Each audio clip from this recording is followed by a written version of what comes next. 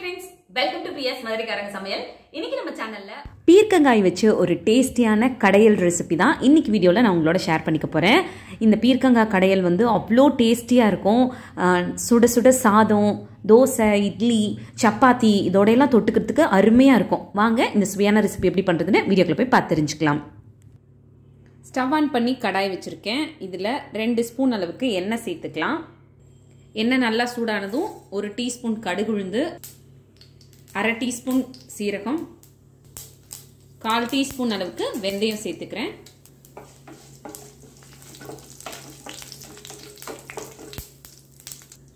இது கூட 6 பூண்டு பல், மீடியம் சைஸ் பூண்டு பல்லாம் சேர்த்துக்கிறேன். கூடவே கொஞ்சமா கருவேப்பிலை, எல்லாத்தையும் நல்லா வறுத்து வச்சுக்கலாம். இதில் 15 சின்ன வெங்காயம் பொடியாக நறுக்கினது சேர்த்துக்கிறேன். இந்த கடையலுக்கு சின்ன வெங்காயம் சேர்த்து பண்ணுங்க, அதுதான் டேஸ்ட் வந்து ரொம்ப நல்லாயிருக்கும். ஒரு லேசான பொன்னிறம் வர்ற அளவுக்கு வெங்காயத்தை நல்லா வதக்கி எடுத்துக்கலாம். இதில் ஒரு பெரிய தக்காளி, நல்ல பழுத்த தக்காளியாக சேர்த்துக்கிறேன். இந்த கடையலுக்கு தேவையான அளவு உப்பு சேர்த்துக்கலாம். தக்காளி நல்லா மசிகிற அளவுக்கு வதக்கி எடுத்துக்கலாம். இந்த தக்காளி வதங்கிட்டு இருக்கும் போதே இதில் ஒரு 4 பச்சை மிளகாய் கட் பண்ணதை சேர்த்துக்கிறேன்.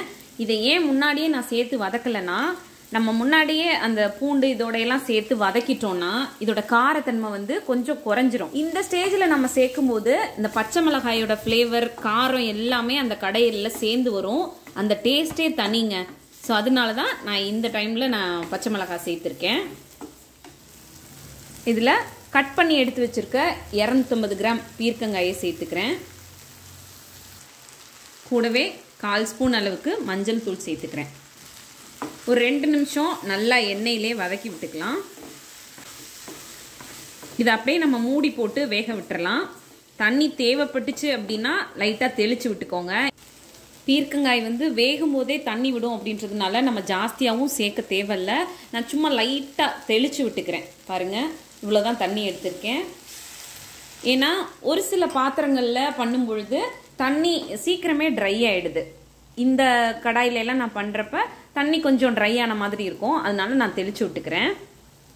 இப்போ இதை மூடி போட்டு இந்த காய் வந்து ஒரு 3/4 பாகம் நல்லா வேகிற அளவுக்கு விட்டுறலாம். அதுக்கப்புறம் நம்ம சேர்க்க வேண்டிய ஐட்டம்ஸ்லாம் சேர்த்துக்கலாம்.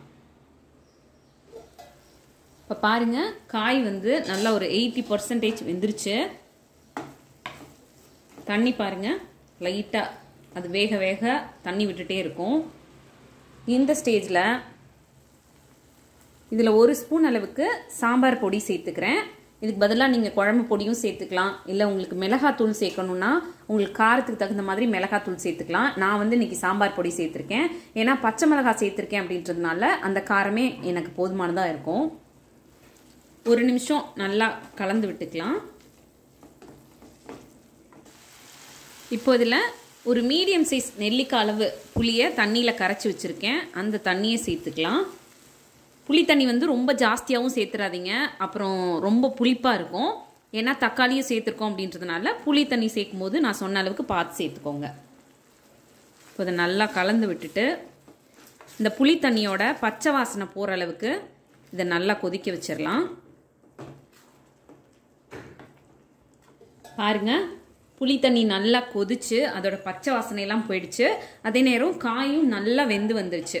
இந்த ஸ்டேஜில் பருப்பு கடையிற மத்து இருக்கும் இல்லையா, அது வச்சோ இல்லைன்னா உருளைக்கிழங்கு மசிக்கிறது இருக்கும்ல, இந்த மாதிரி அதை வச்சு இதை இந்த மாதிரி நல்லா மசிச்சு விட்டுக்கோங்க.